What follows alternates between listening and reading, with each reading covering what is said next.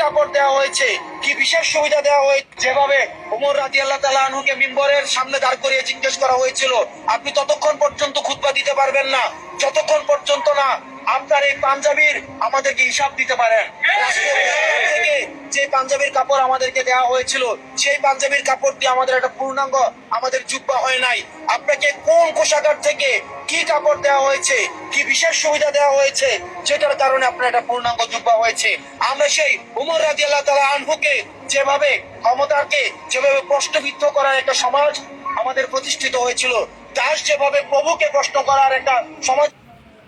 ও ভাই রে ভাই, তুই তো আমাকে একটা সুযোগ করে দিলি রে ভাই, তোকে জিজ্ঞাসা করার জন্য। আজকে আল্লাহর রহমত 2024 বন্যার ত্রাণ দেওয়ার জন্য যে কোটি কোটি টাকা কালেকশন করেছিলি, প্রবাসীরা ফাটাইছিলাম আমরা, ওই টাকাটা কী করেছিলি তুই? তুই তো টাকাটা পুরা হিসাবও দোস নাই, ওই টাকাটা তোর অ্যাকাউন্টে জমা রাখছিলি, তোদের কয়েকজনের যৌথ অ্যাকাউন্টে জমা রাখছিলি।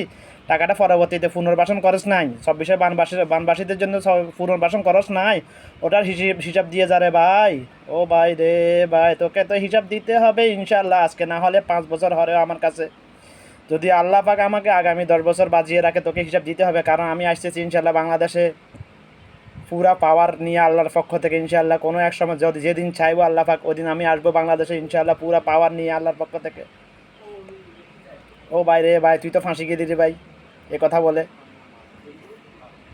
কারণ ওমরের জীবন বৃত্তান্ত আমার থেকে ভালো কেউ বাংলাদেশের কেউ জানে না।